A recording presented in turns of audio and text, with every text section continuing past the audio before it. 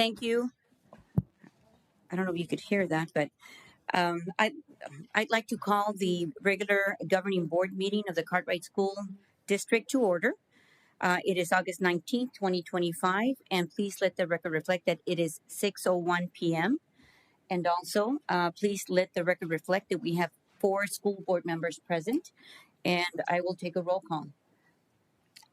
Ms. Cantu? Present. Ms. Hernandez? Hello, everyone. I'm present. Ms. Romero? Present. And Ms. Garcia? And I'm Lydia Hernandez, School Board President, present. And I'd like to just make a brief announcement before beginning. Just for everyone's safety, we respectfully ask that no one approach the dais during the meeting, during recess, or after the meeting adjourns. This includes walking past the podium, and we thank you in advance. With that, please join me in the Pledge of Allegiance.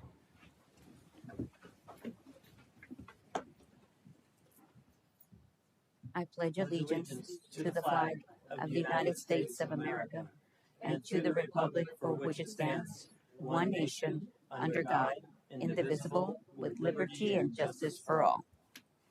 Thank you. And I'd like to introduce our representatives. We have CEA Representative Jessie Lee. Jessie, thank you for being here. And Betsy Bryan. Thank you, Betsy. And the land acknowledgement. The Cartwright School District is located on the ancestral homelands of the Hohokam, Akimil, Autumn, and Autumn Jude people, ancestor of the Salt River Pima Maricopa Indian Community, or otherwise known as SRP-MIC. We acknowledge the rich oral history, culture of these communities, and their ancestral ties to the land. And if at this moment, I'd like to request a moment of silence. Today, it's been all over the news, but we have yet one more loss to our Maryville community. One of our youth over at Maryville High School. There was a stabbing incident. It's been under investigation all morning. We've had helicopters, all kinds of law enforcement in our neighborhoods. And that it is just really, really sad. And, I don't know what you say. I offer my condolences and heartfelt prayers to the families, because one can only imagine. You drop off your kid at school, expecting that he'd be home, that evening. He's going to school. And yet there was a stabbing. So I'm requesting a moment of silence. If you join me in that moment of silence, thank you.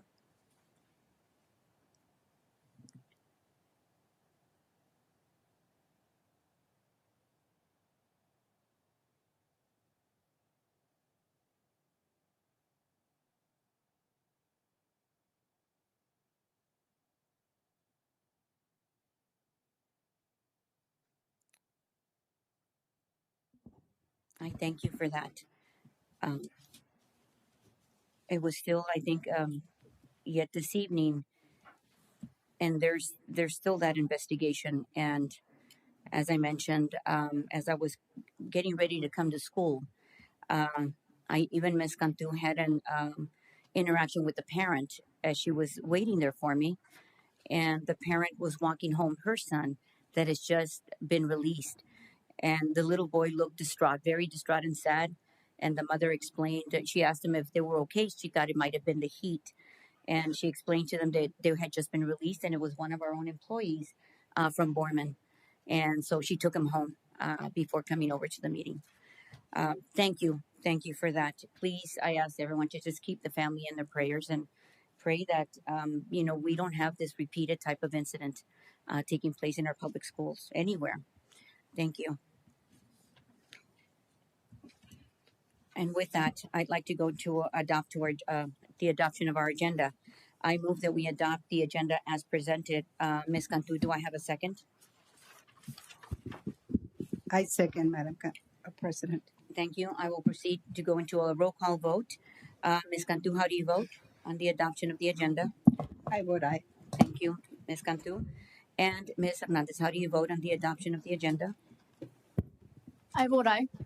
Thank you. And Ms. Romero, the adoption of the agenda. Before I vote, I would like to make a comment. This is an illegal board I'm because sorry, a mother Ms. and daughter are Romero, both serving on the this same is governing board. They a continue to violate vote, a call revised for a vote. statutes, which makes this Let the board record reflect illegal. that I vote Just aye repeating and that one more motion time, this carries. is an We are illegal moving board over to because the mother next and item of daughter the are both agenda. serving on the same governing board. They continue to violate Arizona revised statutes, which makes this board illegal. Thank you very much. Whenever you're ready. Thank you. And with that, since we've just voted to adopt the agenda without Ms. Romero's vote, we go into call to the, making sure that's the first item. We've got the call to the public. And I've got Ms. Henrietta Anderson regarding the Homestead Block Watch. Henrietta, if you're here.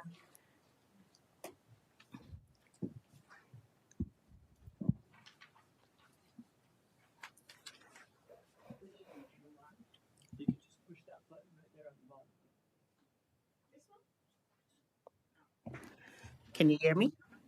Good evening. My reason for coming this evening, I need some clarification as to why the block watch grant and the homestead block watch grant with my Wake Up Club has not been signed by the Cartwright Board. This has always been signed, and I have delayed paying my police officers.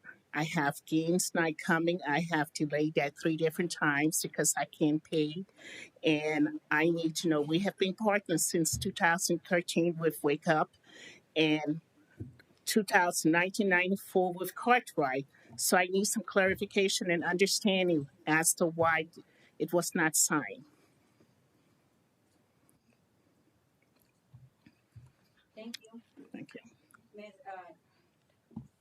And just so that I can inform, the call to the public, we're not able to respond. It's an opportunity for us to listen to call to the public for Okay. public address. But you and I have spoken, but you're here to ask the same question. Yes. So thank you for being here. I'm not able to respond.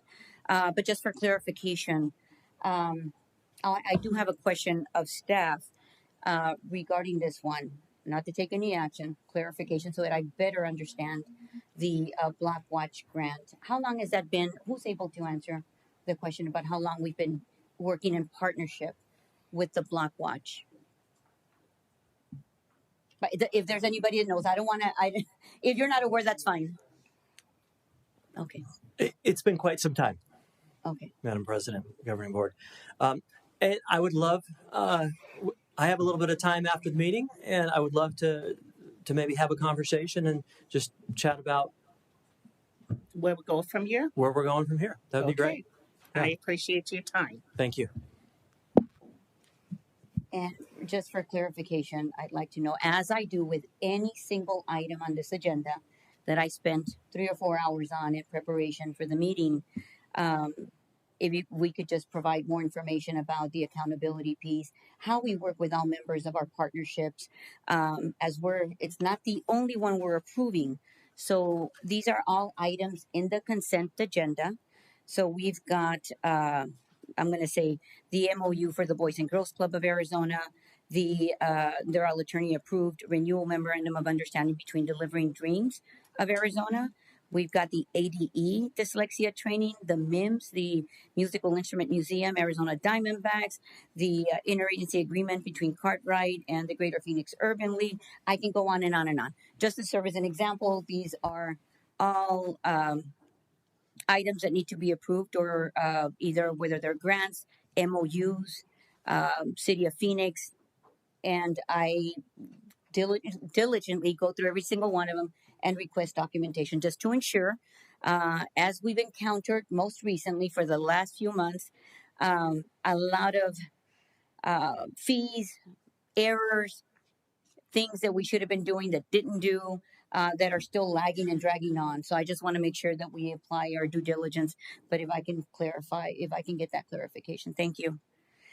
And going on to, if there's any other questions or items on the consent agenda, we're moving on to item F, which is the beginning with the second under action items, second reading for information and adoption regarding the Arizona school boards. Thank you. I will ask for a vote. Ms. Cantu, I move that we adopt the agenda as presented. Do I have a second? I actually have a question, Madam President, regarding number 17 on the consent agenda. Okay. And I would like more information regarding that. Who is this particular individuals working with within the district? And if we have any reports, any documentation that takes place for the spending of the money to be presented to the board. Okay. in the Thank you. future. Thank you. Ms. Cantu. And if there are no other, okay. How do you vote on the adoption of the agenda? I thought This is for the consent. the consent agenda. The adoption. A second. I second, Madam President. Thank you. And how do you vote? I vote aye. Thank you, Ms. Cantu. Ms. Hernandez, how do you vote on the consent agenda? I vote aye. Thank you. And Ms. Romero, how do you vote on the consent agenda? Before I vote, I do have And another this is a comment. vote. This is And an illegal board Ms. because the mother Christine, and daughter I are vote both aye. serving on the same Motion governing carries, board. and They we're continue moving to forward. violate Arizona revised And statutes, we which are makes this going an to illegal item number board. F. I will abstain. Thank you very Action much. item. We're going to action item number 1. Yeah. Mr. Watson. Madam President, governing This board. is an illegal we board have, because the mother and this is daughter the are second both reading serving for on the this board at information. the same Out of time. They point of continue order. to violate Point Arizona of revised order. statutes, which makes this board illegal. Point of order. If you'd attend the workshops, you'd understand what that means. I means understand I've what it got the means. floor and I I move forward. understand what it means. Point of order, Mr. Watson. Madam President, governing board, action item number 1. This is the second reading for the information and adoption regarding the Arizona School Board Association Policy Advisory 801 to 807, Volume 36. The Arizona School Board Association Advisory is being brought to the governing board for a second reading. ASBA has updated these policy advisories to align with current state statute and or any changes to the Arizona Administrative Code. PA 801 will be included with Section B Policy Advisory, and PA 802 will be included with Section D Policy Advisory, and both will be brought back to the board at a future scheduled board meeting. And the administration recommends the adoption of the policy advisories as presented. Regulations and or exhibits are presented to the board for their information, and revisions to these documents will be made under the corresponding policy advisories. So P803 GCFC is professional staff certification and credentialing requirements. Exhibit GCFC-E is professional staff certification and credentialing requirements. And these are updated to include statutory language from Arizona Revised Statutes 15509. PA 804 GDFA support staff qualifications and requirements, and Exhibit GDFA-E are support staff qualifications and requirements. And these are also updated to include statutory language in 15509. And PA 805, IGA curriculum development. This is language requiring certified personnel to serve on curriculum committees, was removed due to lack of statutory basis. And PA 806, IMG, animals in schools and regulation, IMG-R, animals in schools. And this language was updated and clarified based on the American with Disabilities Act. Arizona Revised Statute 11-10024. And then we have PA 807 JLCD-R Medicines, Administrating Medicines to Students. The Arizona State Board of Education updated R7-2-811 on seizure management training. This rule clarifies the adoption of SB 1654 regarding implementation of correct timelines for school compliance, required maintenance or of proof or completed training, and appropriate publication of applicable resources. And so once again, it is it is recommended to the board that the board accept this as our second reading for these policy advisories. Thank you, Mr. Watson. Does anybody have any comments or questions regarding any of these policies? They are before a second read, and we will be taking a vote on them tonight. I do want to make a comment if there aren't any. This is really the bulk of our policy work. This is where we have an opportunity to review. This is the law. This is like our rules. that we get to adopt and make, whether we can make a decision whether it's something we want to adopt or not adopt, something we don't have to. But this is something that's being recommended by the Arizona School Board Association. Just wanted to make a comment on one of them.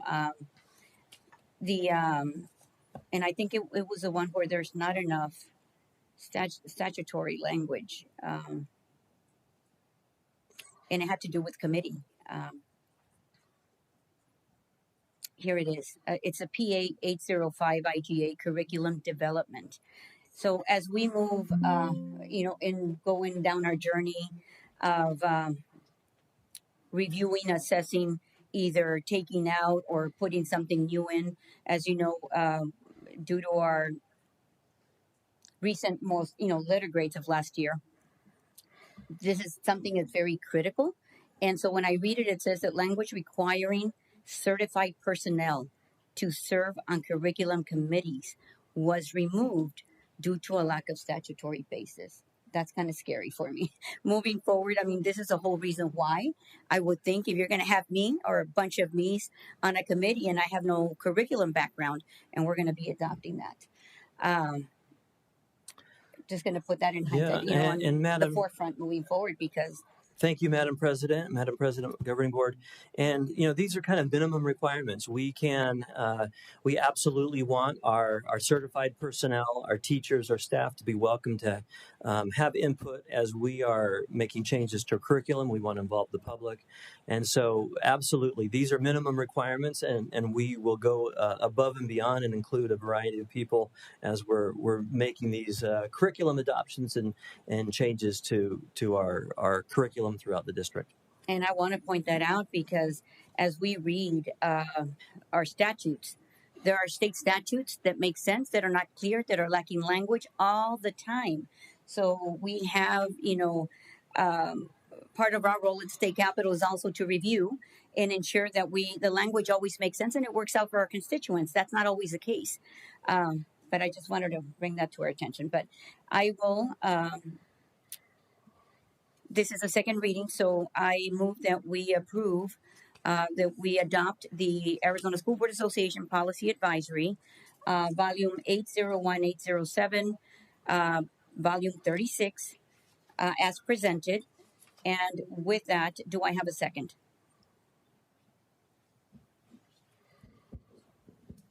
I second, Madam President.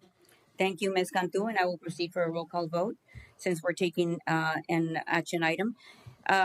Ms. Cantu, how do you vote? We'll begin with you. I vote aye. Thank you, Ms. Cantu. And Ms. Hernandez, how do you vote? I vote aye. Thank you. And Ms. Romero, how do you vote? I do first. There's no discussion. I do have a comment. This is an illegal board because we do have a mother and daughter both serving on the same governing board. They continue to violate Arizona revised state statutes, which make this board illegal. I will abstain. Regarding Arizona School Board Policy Advisory 808. I would appreciate it very much if you could give me the time to finish what I have to say before you begin speaking. And that's all I have to say to you, Ms. Hernandez. Number 6, Mr. Watson. Yeah, Madam President, Governing Board, the Arizona School Board Association, they're hard at work, constantly trying to help our governing boards align our policies to state statutes. And so here we have some additional policy reads. This is the second reading for information and adoption regarding the Arizona School Board Association Policy Advisory 808, Volume 36, Number 6, and 906 to 908, Volume 37, Number 6. So the Arizona School Board Association Policy Advisory 808 and Policy Advisory 906 through 908 is being brought to the governing board for a second reading. The administration recommends the adoption of the policy advisories as presented. Regulations and or exhibits are presented to the board for their information, and revisions to these documents will be made under the corresponding policy advisories. And some of these advisories have been in the news and reported on, and kudos to those who identify which ones as we're reading these policy advisories.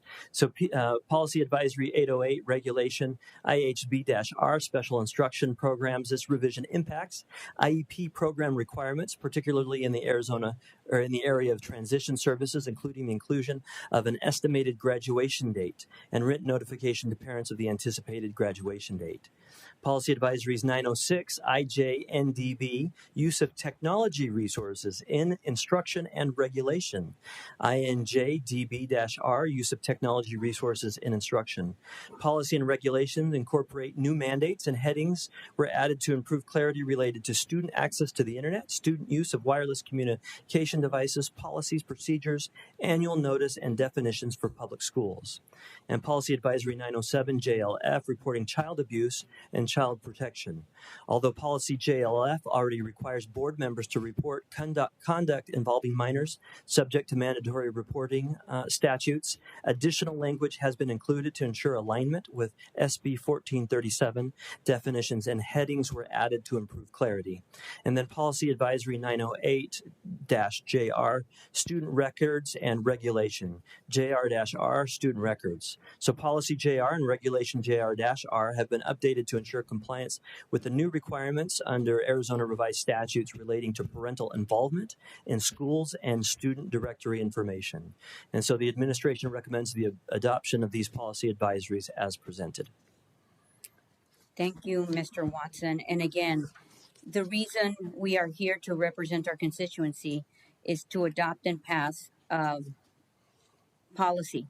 This policy is are clear rules in terms of how we're going to be addressing situations. And I recently just have been meeting with folks over the past week and the IEPs, and that's PA 808.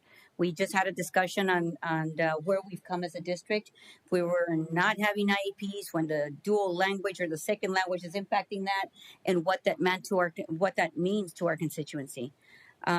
And this is about the IEP requirements, especially in the area of transition services. It's critical to our community's needs. If you are a parent and have a child in the district and either have been informed or have either working with the school about, having an IEP, or perhaps you've requested an IEP, or whatever the situation may be, this is something that we're, voting on today.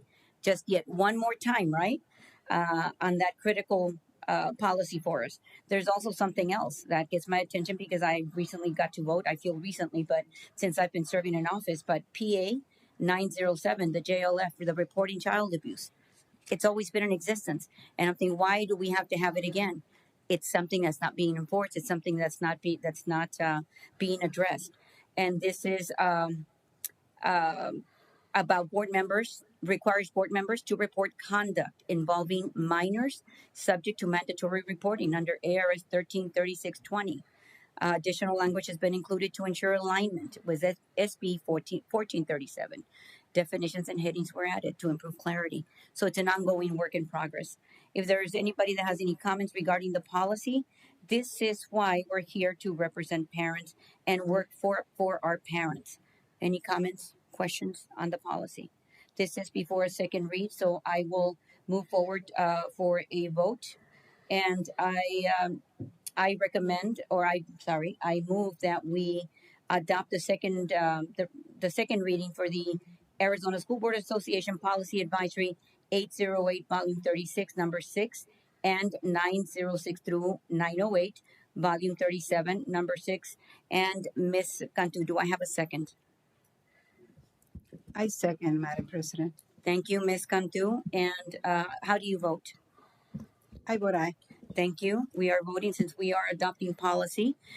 Ms. Hernandez, how do you vote on the adoption of the second read? I vote aye. Thank you. And Ms. Romero, how do you vote on the adoption First, of the policy? I would just like to say I would like for you to let me make it through my comment. Would you let me make it through my comment? Would you let me make it through my comment? And excuse me, carries. Lydia Hernandez. And we have excuse me, Lydia. Excuse me, Lydia. Excuse me, Lydia. Excuse me, Lydia. Excuse me, Lydia. Miss Hernandez. This is an illegal board because the mother and daughter are both serving on the same governing board. They continue to violate Arizona revised statutes, which make this board illegal. Unless you let me make my statement without any interruptions, I will keep going. This is an illegal board because a mother and daughter are both serving on the same board at the same time. They continue to violate Arizona state statutes, which makes this board illegal. This is an illegal board because mother and daughter are both serving on the same governing board, and they continue to violate Arizona revised statutes. The time is 6:25. Thank you so much.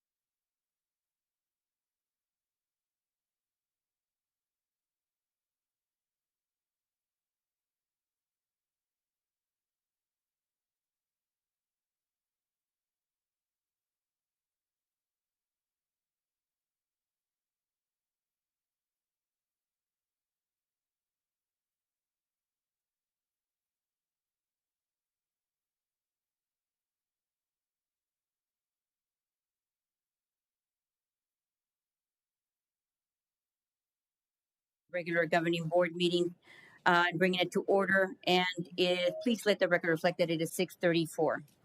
And we were on item 3. Mr. Watson. Yeah, Madam President, Governing Board, we bring to you the second reading for information regarding the Arizona School Board Association Policy Advisory 863 through 865, Volume 37, Number 3. So Policy Advisory 863 through dash 865 is being brought to the Governing Board for a second reading. The Arizona School Board Association has revised policies to align with current state requirements. Policy Advisory 863 will be included with Section B Policy Advisory 820 and will be brought to the board at a future scheduled board meeting. The administration recommends the adoption of the policy advisories as presented. Policy Advisory 864 IHA Basic Instructional Program. This has been revised to reflect the emergency measure approved by the governor in March of 2025 that amended Arizona Revised Statutes 15.7.10.02 regarding 9/11 Education Day by specifying relevant grade levels. Policy Advisory 865, JLIF, Sex Offender Notification. This includes revisions to Arizona Revised Statutes 13-3825, including the addition of Level 1 offender information and an additional notification requirement. And so the administration recommends the adoption of these policy advisories as presented. Thank you, Mr. Watson. And again, we've got the second reading for information regarding and also the Policy Advisory 863, 865, Volume 37. So I move that we, since it is a second reading, that we adopt the second reading policy as presented. And Ms. Cantu, how do you vote? Do I have a second? I'm sorry, I'm asking you for a second. I second, Madam President. Thank you. And how do you vote? I vote aye. Thank you, Ms. Cantu. And Ms. Hernandez, how do you vote? I vote aye. Thank you. Thank you, Ms. Hernandez. And Ms. Romero, how do you vote? Last time I didn't have that same comment that you thought you were going to cut me off for. I just wanted to say real quick that every vote I make, I do want the community to know that I hold the community in my heart every time I make a decision. And even though sometimes I may look like I'm being reckless up here to some people, I'm doing it out of my heart and because there's a lot going on this board. But other than that, for now, I will be abstaining. Thank you, Ms. Romero, and I'm being very gracious because this was just simply a vote. And I vote aye, and motion carries. We're going on to item number 4, discussion information regarding the ASBA 2026 political agenda. Yes, Madam President, we have coming up the Arizona School Board Association Law Conference, and as part of the Law Conference, there is a meeting of school board members. And this is an opportunity for the board to decide who, if anybody, will represent Cartwright as a delegate to the draft political agenda of the Arizona School Board Association is attached. And so there's going to be a delegate assembly, and the proposed 2026 political agenda will be the basis for the discussion and final approval. And so the delegate assembly will take place on September 6th, 2025, following the law conference. And so the governing board may discuss and consider to appoint a board member to represent the district as a delegate, and also select an alternate delegate in case the initial delegate isn't able to make it. And so this is an opportunity to have that conversation, ask any questions, and select anyone who would like to represent Cartwright at that meeting. Thank you, Mr. Watson. And for the following Arizona School Board Association proposed 2026 political agenda and possible action, I move for the approval of Ms. Rosa Cantu serving as our Cartwright representative and voting delegate, and Ms. Hernandez as alternate. If you accept, I will just take a second. I second, Madam President. Thank you, Ms. Cantu. And Ms. Hernandez, do you second? Oh, not second, sorry. I will move on for a vote. And Ms. Cantu, how do you vote? I vote aye. Thank you, Ms. Cantu. And Ms. Hernandez, how do you vote?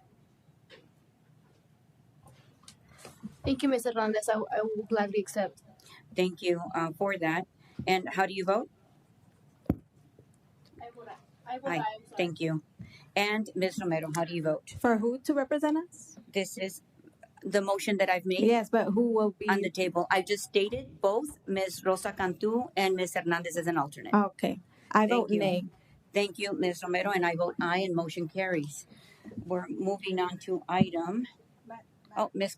Madam Cantu. President, Yes. before we move on, I would like to um, highlight the core belief that will be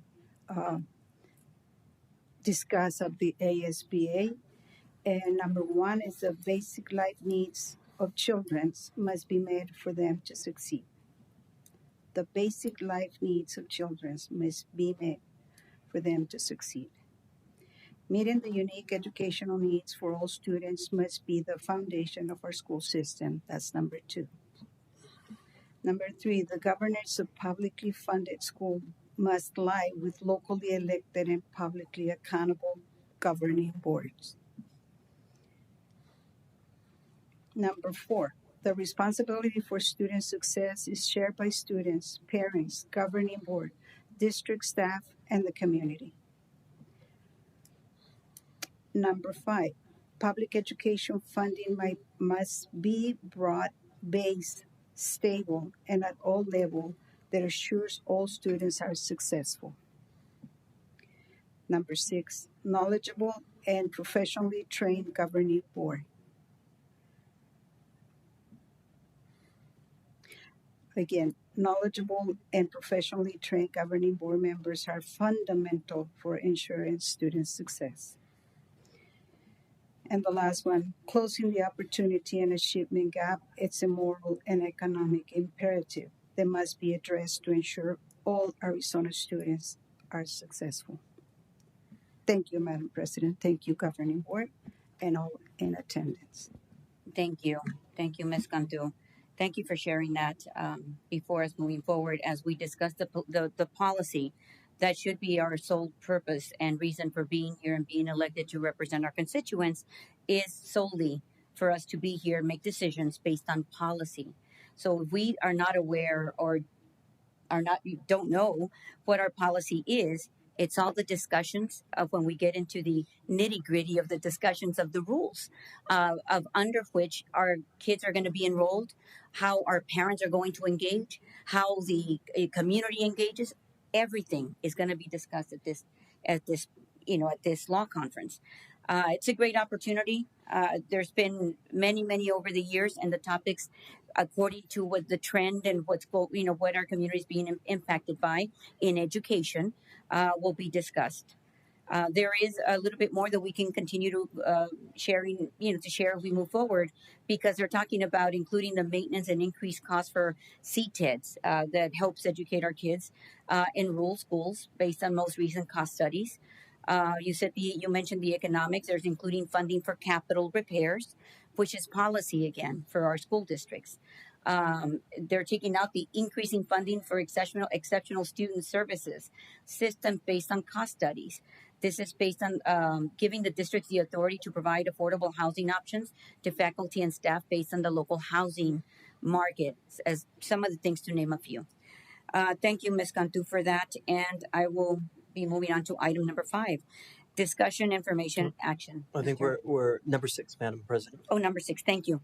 The approval of the revised governing board meeting date schedule. Are we on 5? Did I skip 5? Oh, excuse me. I flipped my. Yeah, we're almost there. That was totally my bad on that one. Item number 5, discussion, information, and action regarding 2526. Mr. or Dr. Etheridge. Madam President, Governing Board members, Superintendent Watson, executive team, and all those in the audience, we are pleased to bring you for discussion and approval of the 2025-2026 Employee Handbook. In this, we've been working on this for a couple years, and Felt like we were in a good spot last year. For this year, from 24-25 to 25-26, we continue to kind of make some minor wording changes for clarification purposes, making sure we're aligned to board policy, those types of things. And the other big shift then, which was kind of our step now moving forward, is through the meet and confer process, making sure that we added some of those things that were approved in the meet and confer document into the handbook. So those types of things, FMLA forms, some clarification of medical insurance for people on leave of absences, the attendance award program, those types of things we added to this handbook. And before I ask any questions, I do want to shout out, I felt like I saw Shelby back there. I want to make sure that I, commend Shelby Young for all of her hard work in the Meet and Confer team and also being our kind of our note taker. So as Jesse, myself, Shelby, were kind of going through the handbook to make those revisions, she was kind of the one that had taken all the notes and made sure that we had everything aligned to policy. So I want to thank her, thank the CEA team and Jesse for all of their help with this too. And we're pretty proud of this product. And I'll take any questions. Any questions or comments or regarding the employee handbook? If there aren't any, Ms. Cantu, sorry, go ahead. Thank you, Madam President, members of the board, all in attendance. Mr. Etheridge, it's been a couple of months that we did something to the handbook. How often do we go and revise or we upgrade the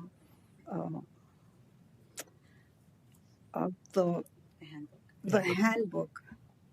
Is it a constant work on it, or when something on the state change, we have to change our handbook to be aligned with the state? Explain a little bit for clarification, please. Absolutely. Madam President, Vice President Cantu. So we officially revise this once a year and bring that to the governing board at the beginning of the year for approval. But throughout the year, we're meeting and meet and confer. And so we've brought, like last year, the meet and confer proposals that were brought and approved by both sides, and those were governing board approved as well. So those are things that went into the handbook for this year to start this year.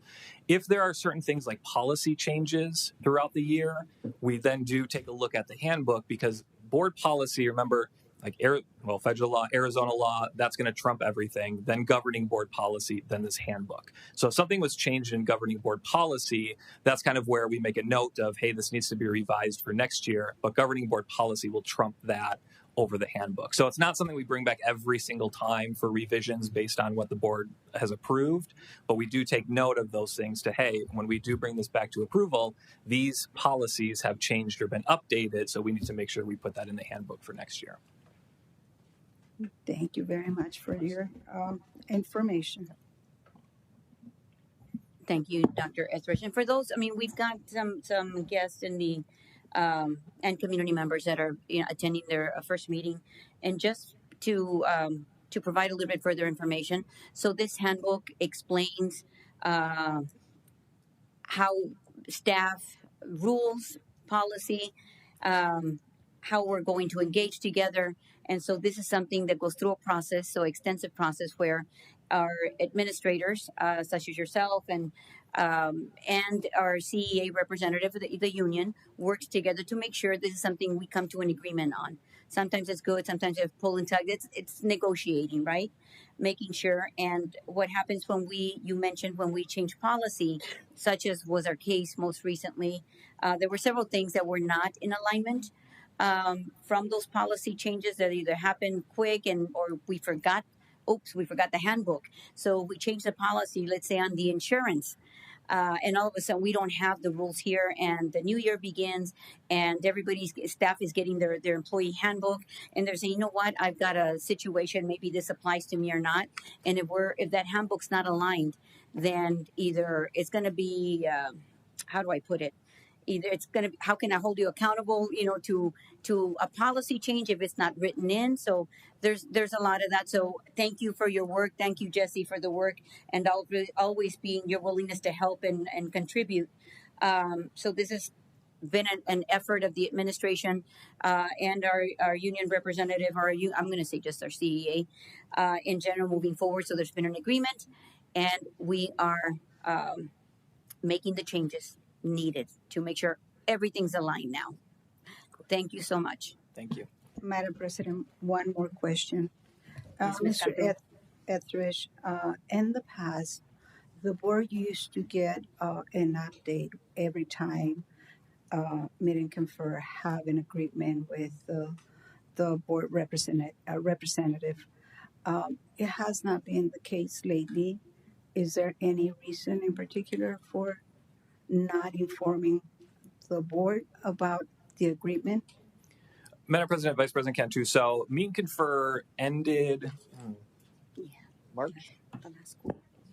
March last year.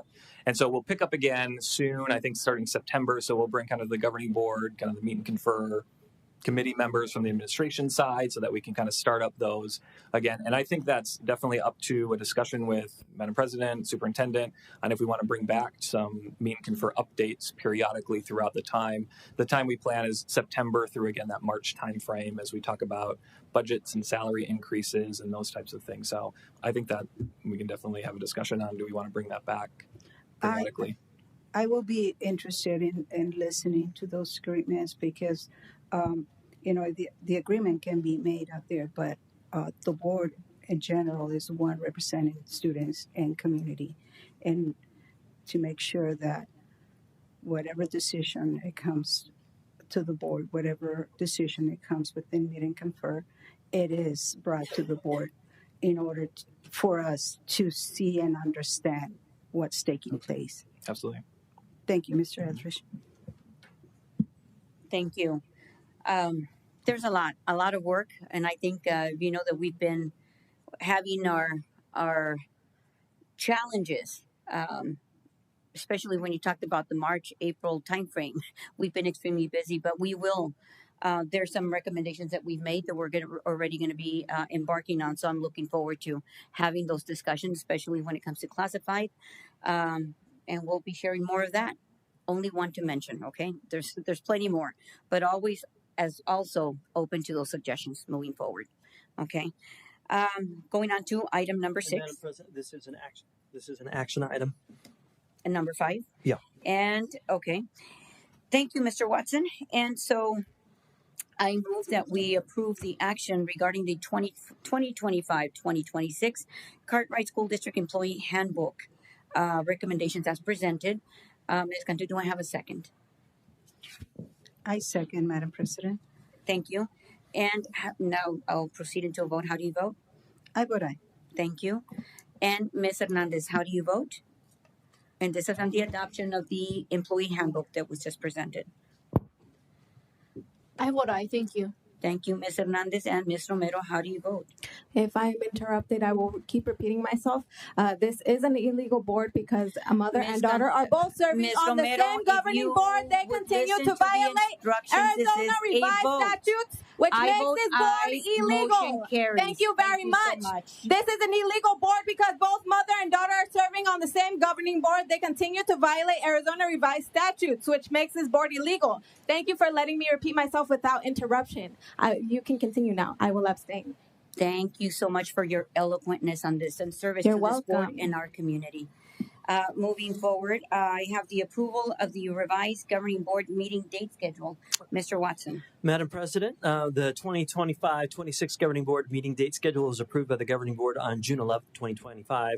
Due to a conflict with the September 10th, 2025 meeting, the administration is recommending that the meeting be moved to Tuesday, September 2nd, 2025.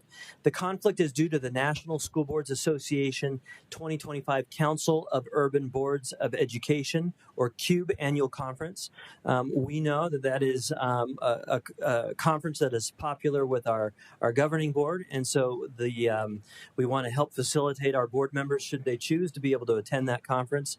And so this action item is to change the date of the next governing board meeting. Thank you, Mr. Watson. So I move that we approve the revised governing board meeting date schedule for 25-26. Ms. Cantu, do I have a second? Madam President, before we move into that item, I would like to remain the September 10th meeting since board meetings are more important than conferences at this point. And to the will of the board, of course, we have to miss Q this year. Well, I think that our responsibility call to the board meetings.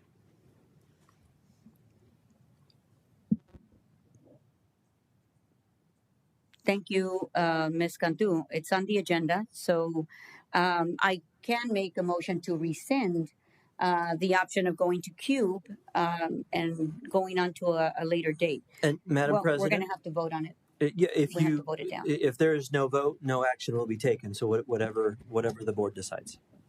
Thank you, Mr. Watson. I rescind my motion, and I will be moving on to item G, reports and summary current events. Mr. Watson. Really quick, I just wanted to say that I do have to leave, but it is very hard to stay on an illegal and unethical governing board. Other than that, just wanted to repeat myself one more time that this is an illegal governing board because we have mother and daughter both serving together and breaking Moving Arizona revised statutes. Have a great day. 6. Mr. Watson. Thank you, Madam President, Governing Board. It's an honor to be here this evening, and it's not just this evening, but it's been a terrific few weeks of school. Our family and our students have been back now. We're starting week 3, and our teachers and staff have been here for weeks before that, preparing, planning, getting their classrooms ready, getting their curriculum, their instruction ready, and it has just been an honor to get to. I'm a little embarrassed to say I have not quite been to every single campus yet. I have been trying to make it to as many campuses as I possibly can and welcome our teachers and students back in person. And I've made it back to 17 of our campuses. I still have just a few to go. And it has just been great walking through our classrooms. I've heard consistently from our teachers and our staff, just it has been a relatively smooth rollout to the year. Just people are coming back. They're into the groove of things without giving too much information. I don't want to steal anyone's secret sauce, but I was on one campus and it's like these kids had never left. They knew exactly, how to act and when to participate and when to run around the classroom and sit on their colored square. And it was just terrific. And I asked one of the teacher in there, and this particular teacher was looping with their class. And so they had this group of students last year. And so some of these relationships have already been forged. And it's just great to see the work that's going on. And also I want to give a shout out to Juan, to John Muir, the maintenance staff. The week before school started, they were grilling out at the annex and grilling burgers and hot dogs. And I got invited to come, and I did pick up some chips at Fry's on my way, and those were good. But we had a great time just coming together. This is what it means to be part of the Cartwright community, to come together, to break bread, to just hang out and have those conversations. And some of the conversations were about work, and some were about family, and some were about our summers and our expectations for the year. And so it was just great to be a part of that. And just thanks to all our faculty and staff, every individual who has been a part of getting the school year going. Cartwright Conference was terrific. We had a great guest speaker, and just some great information that was shared just about what our hopes and dreams are for the students that attend Cartwright. And so just a shout out to everybody. We have some additional, celebrations that we will share at a later date, but those are some of the things I wanted to share. And I do want to give John Aflong a shout out. Thanks for the t-shirt. I appreciate it. And just the vibe everywhere we go. It's really great. And so I want to thank our principals, our teachers, and our staff Just one thing I did mention at the Cartwright conference, and I want to reiterate that, is, for some of our students, the best moment of their day is when they step on that school bus, and the first smile that they may see is that bus driver who's welcoming them. And so thank you. And I do want to just say, Casey may have disinvited me from ever coming again to his school. It was the first day of school. I was helping out with student pickup and bus duty a little bit, and there was a minor fender bender in the parking lot. And he's like, if this is gonna happen every time you come over to this school, we might have to rethink the times that you're going to be visiting. And so just once again, thank you, everybody. Just the entire Cartwright family has really made this work. And I just wanted to say that today so that our board is aware, and I know you are. We've been making invitations to our governing board members to come and visit some of our schools as well, and we're going to be helping to calendar that. But just I want you to know, our governing board members, how hard our teachers, staff, just everybody here has worked to make the beginning of the school year a success. Thank you, Mr. Watson. On that note, I really enjoyed that kickoff. It was great. I got some great feedback from staff.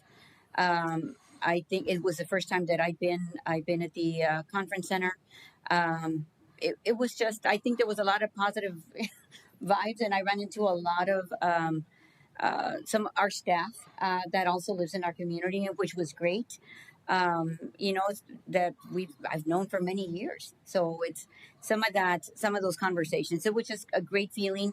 Loved that speaker. It's everything that was shared without having, I think, had any previous discussions regarding what was going to be said. I think it just flowed well together. I was excited. To me, it's like the first day of school, and I'm glad that everybody else felt that way too. So, thank you for your work. Thank you, staff. Thank you for everyone that made that a success. All righty, and with that, there's a lot of other stuff that has been going on in the interim, and part of that work is how having to do with board governance and attending conferences or taking sessions or going to classes, going to workshops, and that has been taking place. So we did have an opportunity to attend NALEO. Would anybody like to? I always have a lot to say. I love NALEO. And NALEO is the National Association of Latino Elected Officials, and I've been attending it for many, many years. Ms. Cantu, if you'd like to share your takeaways or what you heard or even something about NALEO, whatever. Thank you. Takeaway, Madam President, Governing Board President, and everybody in the audience. We have been part of NALEO for the last 20 years. And one of my takeaways is that we still the nerds from Cartwright attending all the sessions in the conference. And I'm very, very proud of our new board member for doing the same thing. I think it's important because that's the only way we can make a difference in our community.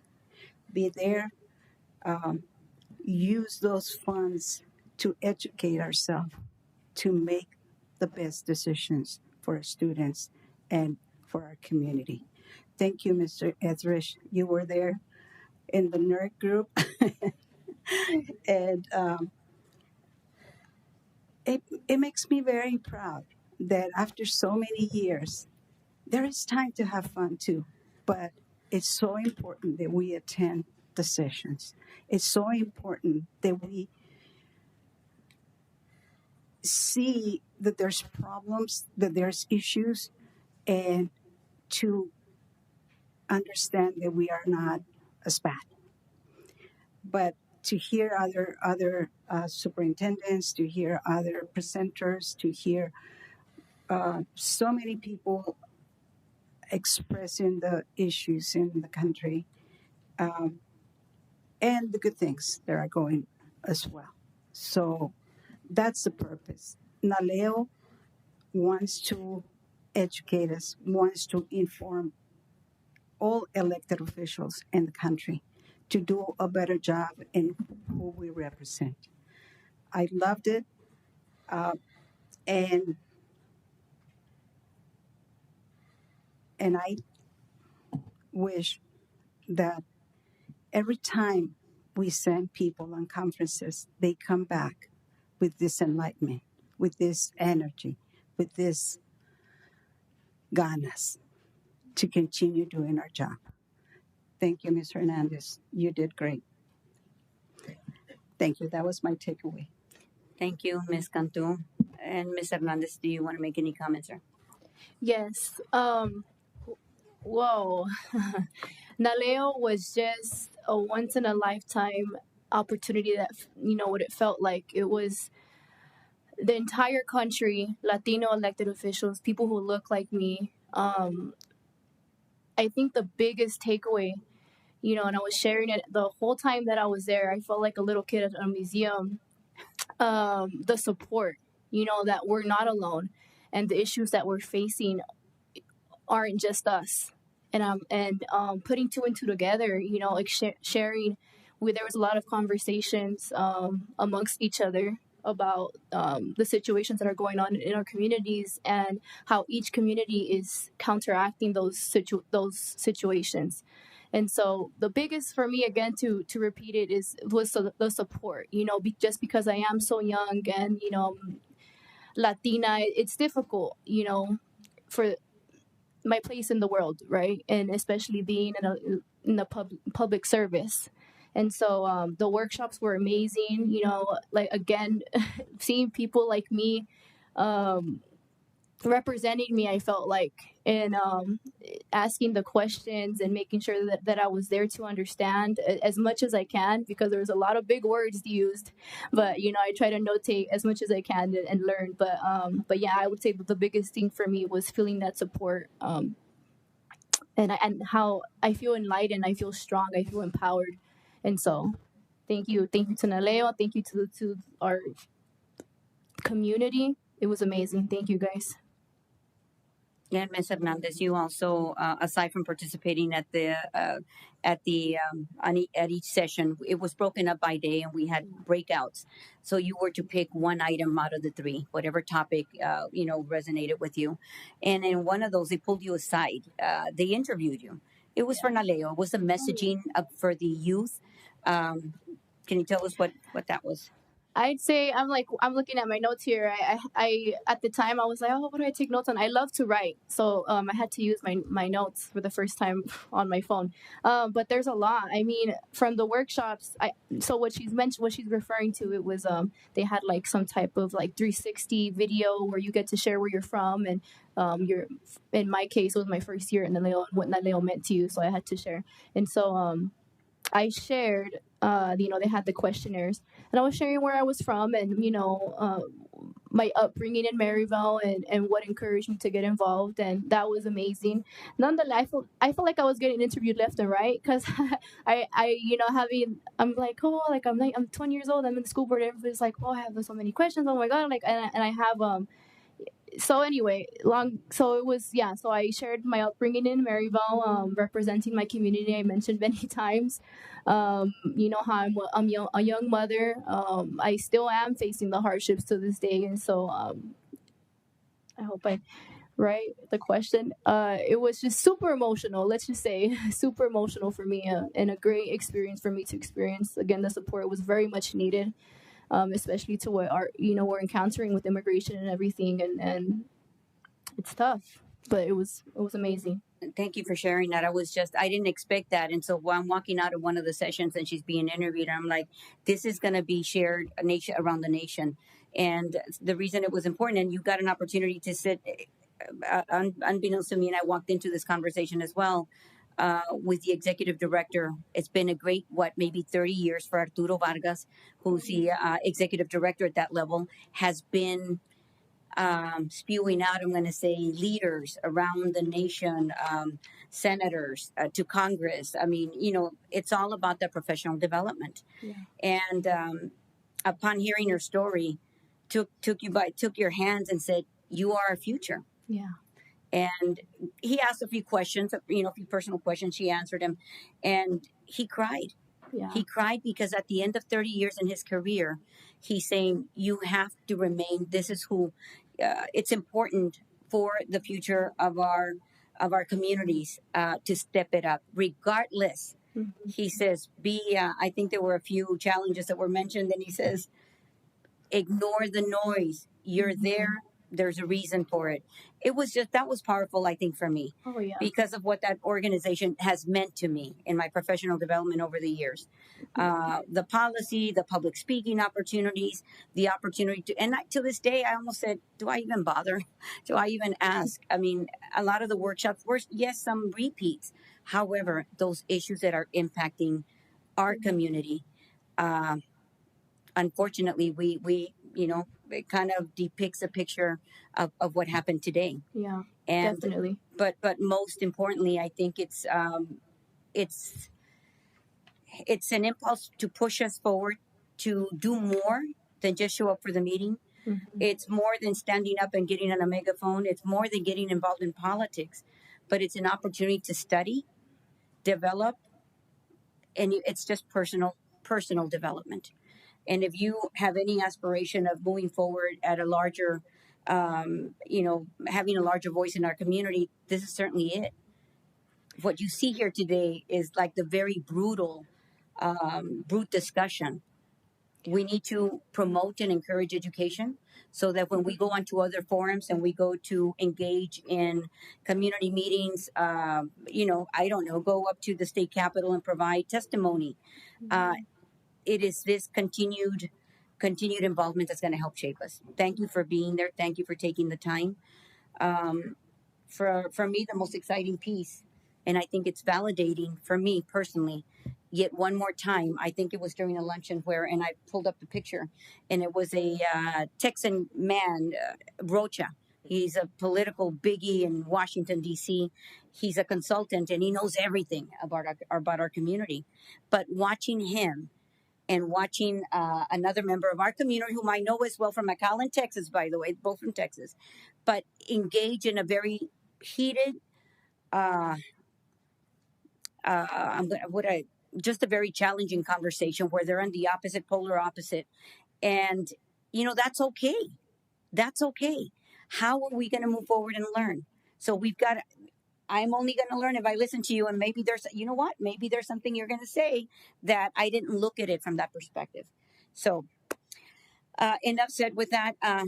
These are very important and critical, and I also want to urge and stress, it is required, by the way, that we report back because this is your tax dollars, community members. So if we're going and attending these conferences, and by the way, staff, thank you so much for your feedback, your input, your attendance.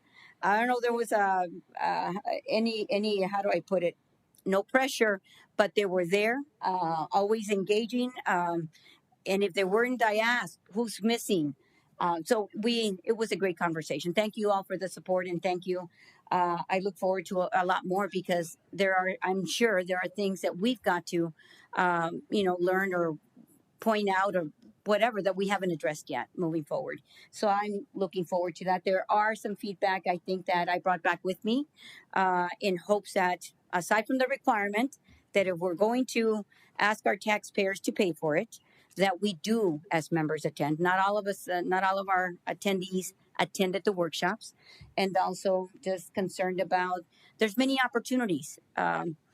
Even for, there's a lot of vendors, there's a lot of activities after hours, just, fearful about what could happen, especially when you're a minor and a board member. So I'll be working on that with you, Mr. Watson, and thank you so much for the opportunity.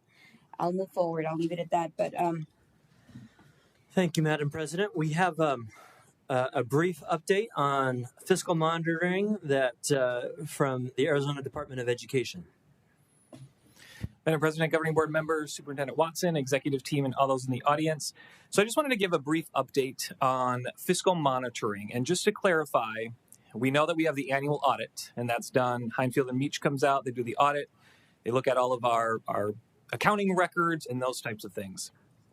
The Arizona Department of Education, because the federal government provides the grant funds to the Arizona Department of Education as a pass-through entity who then gives it to school districts, as the pass-through entity, they are required to periodically monitor school districts to make sure that those federal funds are being used in compliance with federal regulations. And so they do that. It's on a cycle. It's not every year, but about every 3 years or so. And so we were chosen this past year for fiscal monitoring for our grant funds from fiscal year 23. So basically the 22-23 school year. And what the process is they reach out and they say, please give us basically your accounting records, thousands of pages of accounting records for all of your federal grant funds. And so we send that over. I want to make sure that I, again, say thank you to Debbie Mills in accounting, Jasmine Shiner in purchasing, Meredith Seata in federal programs, because they really were the ones to kind of take the bulk of going back and forth with ADE, sending them these records. But so we send over the accounting records for our grant funds, and the ADE will come back and say thank you, and they will choose, just go line by line, and they'll choose a sample size of different lines. And they'll say, okay, here's a purchase that you made using Title I funds at Fry's. Tell me what that is. Give me the purchase order for that. Give me the approval process. Give me, all of those types of things. Or they'll say, hey, you paid this employee on this day. What was this for? Give us the time and effort logs. Show us, make sure that it complies with federal regulations and those types of things. So that goes back and forth for a while till ultimately they kind of come back with their findings, if you will. And there's two types of findings. There's findings that are called question costs. And question costs are where it's technically allowable under the grant, or at least from what it looks like could be allowable under the grant, but there is some policy or procedure that wasn't followed. And so question costs, we don't have to pay back at this point unless it's a repeat finding next time we're fiscal monitoring. So for this fiscal monitoring, there were two question costs. The first one was for the textbook adoption that we used for ESSER funds. And ESSER funds, when you do a textbook adoption, generally it's not paid with federal funds. It's generally used like your capital funding. And when you do a textbook adoption, it's actually a procurement exempt from the state level. But when you use federal funds, it is not procurement exempt. So a lot of school districts were running into the issue when ESSER funds came out that here is a large sum of money. Let's do a curriculum adoption that we haven't in a while. And they didn't follow those procurement rules because under state rules, when they generally do a textbook adoption, it's different than under the federal rules. So that was one of the findings when we adopted the curriculum, we did not go out for a formal RFP process. Because again, under state requirements, you're not required to. But because we use federal funds in this situation, we had that one, when they pulled that line item, it was $603 of a question cost. So again, that's allowable under the grant to purchase textbooks. We didn't follow those procurement guidelines, which is why it's a question cost. The second question cost, and we'll get into a little bit more of this with regards to the longevity program, because that's where the disallowed costs come in. But another question cost came in with the longevity program. And when we implemented the longevity program, there was a certain process and procedure that we followed. We had staff had to fill out a form that signed off that they qualified for this. They had to request the longevity payout, those types of things. One of the employees that they looked at, they said, well, send us the form that the employee filled out for that purchase. And we could not locate that form that the employee filled out. So again, it's an allowable cost for that longevity, but because that process wasn't followed, they call that a question cost. The second part of those are what's called disallowed costs. And those are costs that these were not allowed under the federal grant, depending upon different federal rules and guidelines. And the disallowed costs were from, again, the longevity payout. So the longevity payout, it was initially, I'll say, implemented in FY22. And the payout for that was in December of 2022. However, the governing board did not formally and finalize that approval for the longevity program until after that. The formal approval for the longevity program came in January of 2023. And so because that approval came in 2023, there were some employees that received the longevity program that were no longer employed. They were employed in 2021-22. But there was no longevity program approved to pay them. So basically, the governing board retroactively said, "Oh, here's somebody that used to work here, so let's pay them the longevity program." And so that was what the kind of the approval and the finding was, is you can't do that, obviously. So those were the disallowed costs that came to the amount of $39,389. And so what happens with that is that was paid using ESSER funds. And as you know, from a federal grant perspective, those are reimbursable costs. So we submit the completion report, we submit the reimbursement request, they send us back the money. And so $40,000, they're saying, hey, you need to return these funds because there's one allowed under the federal grant, and you now need to pay that out of a different funds like M&O. So I wanted to make sure to update the governing board, and for full transparency purposes, we received this towards the end of July. We have 15 days to pay that. So we return those funds, but the voucher will be on the next governing board meeting. So I wanted to bring that to your attention, that the voucher for the approval of this return of the funds will be on the next governing board meeting. I'm happy to answer any questions. Ms. Cantu, I know you had your finger on it. Go for it. Yes, Madam President, members of the board, executive team, all present. Mr. Etheridge, I'm glad that they're keeping an eye on us and making us accountable, because I think that there's a lot of things that we've been finding out where we think it was not going to happen. But my question is that individual going to return the money, or the district is accountable for it? Madam President, Vice President Cantu, I think that for now, the district is accountable because we paid that employee. Now, that doesn't mean that we can't then turn around and kind of investigate further what the district's actions could be. But for right now, it's just the state is saying we provided the district this money. The district has to return that money.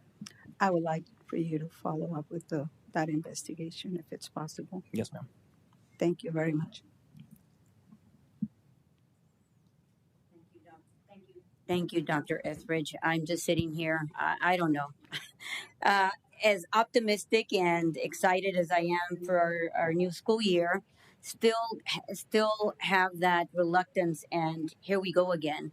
For those in the audience and those watching, as well as our executive team, and I've shared it. I'm just going to share it one more time for those that are in the audience and have not attended one of our meetings. And it's important. I think it's a critical part of understanding of the role of the board.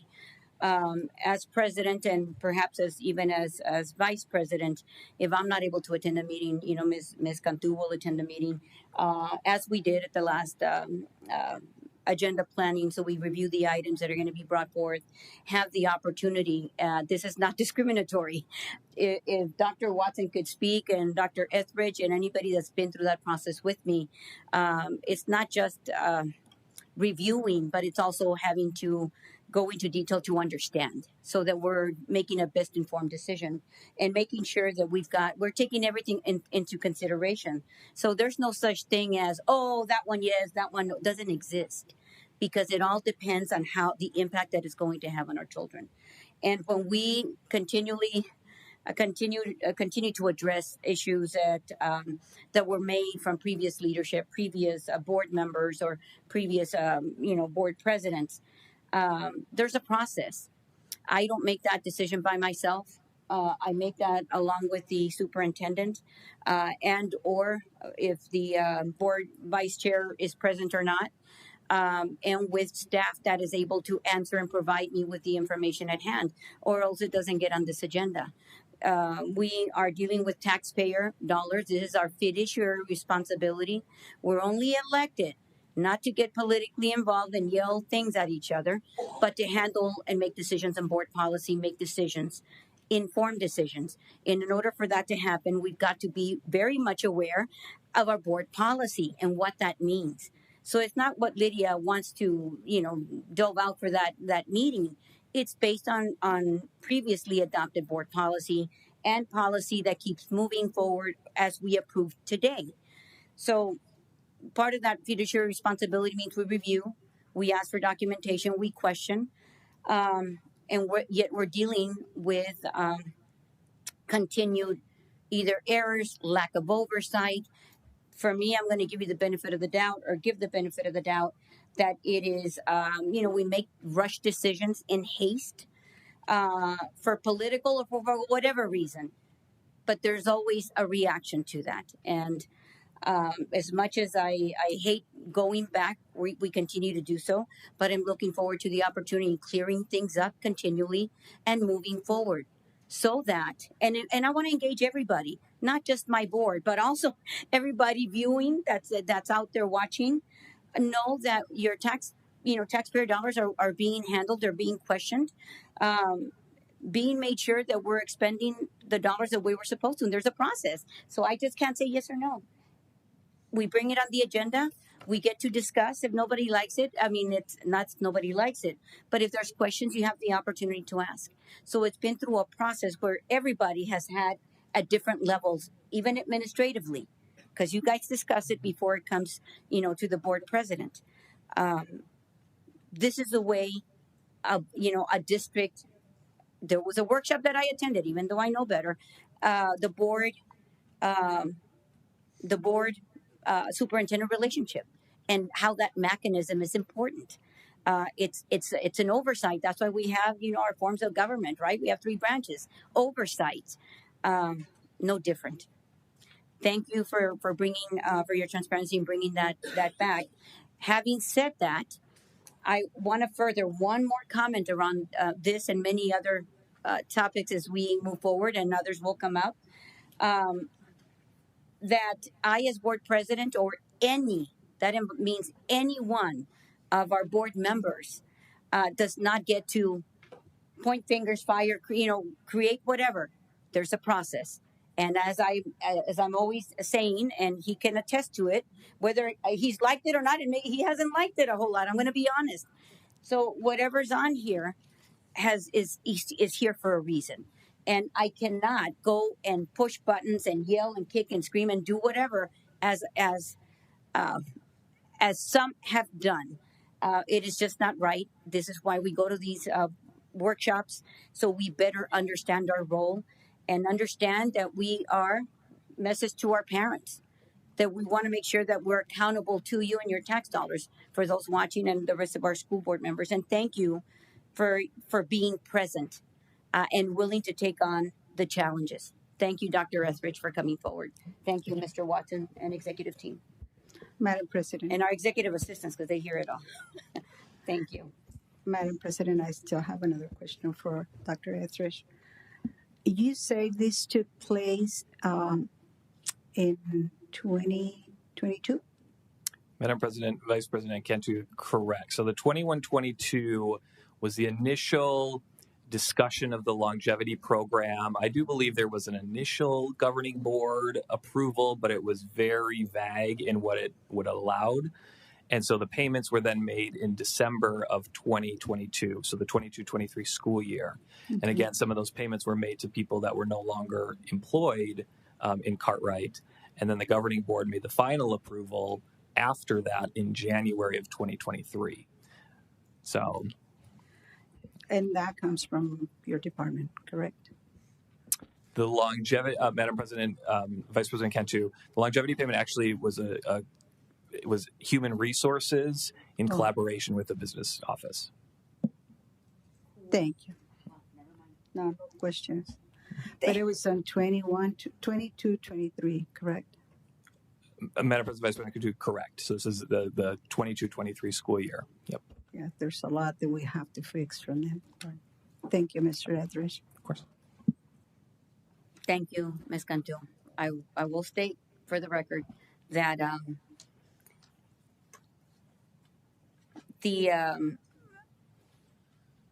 same individuals were involved in our district for as many as 20 years. And concerning to me as president and moving forward is the repeated gross lack of applying or going through board policy is all.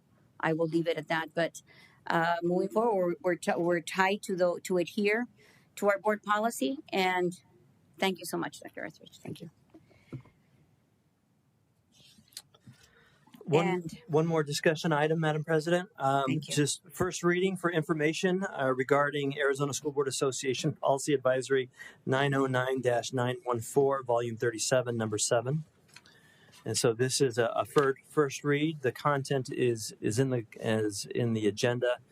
But the Arizona School Board Association Policy Advisory 909-914 is brought to the Governing Board. For a first reading, the Arizona School Board Association has updated policies to align with bills and or statutes that have either been newly created or altered by the legislature. Policy Advisory 909-EB, Environmental and Safety Program. House Bill 2074 amended Arizona Revised Statutes 15154 regarding expansion of purchasing options for school safety programs, expansion of program proposals supporting school officers, expansion of definition for school resource officers, and inclusion of a new term, school safety officer, as defined therein. Policy Advisory 910, GCQF, discipline, suspension, and dismissal of professional staff members. Senate Bill 1659 amended Arizona Revised Statute 153-350 to include new guidelines for a school or school district requesting information from the Arizona Department of Education about allegations of misconduct by an employee who resigned or otherwise separated from employment. Policy Advisory 911, IK, graduation requirements. This is amended to include requirements regarding high school assessments conducted by a source outside of the school district or charter school, allowances for a written assessment. And Policy Advisory 912, JLC, student health services and requirements. This requires districts or charter schools that provide routine healthcare services to students to provide healthcare credentials, and districts or charters to provide emergency response training, information upon request of a parent or guardian. Policy Advisory 913, JLCD, medicines administering medicines to students. Replacing the term epinephrine auto-injector with epinephrine delivery system, and provides a new definition for this term. And then Policy Advisory 914, reporting child abuse. Language was incorporated in Policy Advisory 907. Senate Bill 1493 amended Title 8, Chapter 4, and amended to provide guidelines on required identification from a Department of Child Safety caseworker at a school visit. And no action is to be taken at this time on that. That is a first read for those policy advisories. Thank you. Do I have any questions? And this is the first reading, so we have an opportunity to continue reading these before the next meeting. I will have to mention that there are a couple of them here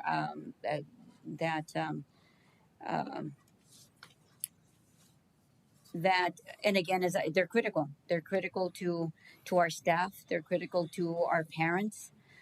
They talk about the discipline, suspension, dismissal, what's required, who can ask, who can inquire with the Department of Education. So all of these, are here for a reading for the next meeting. Ms. Cantu, do you? Yes, Madam President. Mr. Watson, are we going back with this policy to where we were before, or this is new policy through ASBA? Yeah, Madam President, Vice President Cantu. I would say the vast majority of these are additions to our policies or to refine with so, for example, our state legislature is frequently passing laws.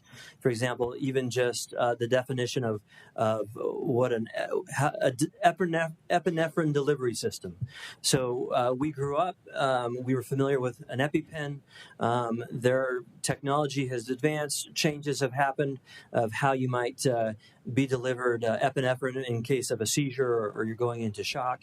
And so some of these policies are just to update some of the verbiage. We talked a little bit earlier today, and one of the earlier policy advisories was in response to a legislative decision to allow school districts to ban cell phones. It was legalese because that's what the legislature does. But in essence, it was just how are we as a district going? And this is a conversation we need to have moving forward. We as a district, how do we take this policy and then adapt it for Cartwright teachers and students to ensure that the learning process happens uninterrupted with electronic devices? And so that is what the kind of the bulk of these updates are, is just a refinement, a response to legislation and policy that comes from either the state or federal governments. Thank you, Mr. Watson.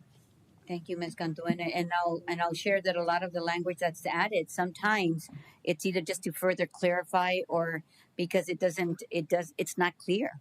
So therefore, it's got to go through a different process if it's not amended there. This is what our state statute look like in our recommendations. So I'm seeing a lot of those that I was able to vote on, which is going to make it interesting because 99%. Okay, there's once in a while where it passed, but it also, you have to understand that it not only went through the state legislature, but it's also went for a signature by the governor. So you can feel comfortable with the fact that it's been through that process. Not that it's perfect, because as you know, as I'm reminded constantly, that there's unclear language that needs to be cleared up by a judge in a court if it didn't go through the right procedures. And I'm going to tell you, not every amended or language that's adopted has gone through it's escaping me for the process. The committee, rules committee. And rules committee is the one that determines whether it's constitutional or not as it is applied. And if it's not clearly stated, it's going to be left for somebody else to define. So with that, a process I know well. Thank you. Thank you all for again, it's a first read. So moving forward, do I have any items for a future agenda discussion? Having none, I'm sure there were some that we'll get. I think we've got enough for now. But the next regular governing board meeting will be held on Tuesday, September 2nd. Wrong date. The 10th, right? The 10th, yes. Okay. So the next regular governing board meeting will be held on, is it Wednesday the 10th? Wednesday the 10th at 6 p.m. at the Cartwright School District Boardroom. Ms. Cantu, so I move that we adjourn. Do I have a second? I second, Madam President. Thank you, Ms. Cantu, and I will proceed for a roll call vote. Ms. Cantu, how do you vote on the adjournment? Thank you. I vote aye. Thank you. And Ms. Hernandez, how do you vote? Before I vote, I just want to thank everybody for their time and being here today. Just to reiterate how grateful I am to be a part of the school board and having these amazing opportunities. Thank you, everybody, and thank you guys who are watching. And have a great night. I vote aye. Thank you, Ms. Hernandez. And I vote aye. And with that, motion carries and we are adjourned. Please let the record reflect that it is 7:36. Thank you so much.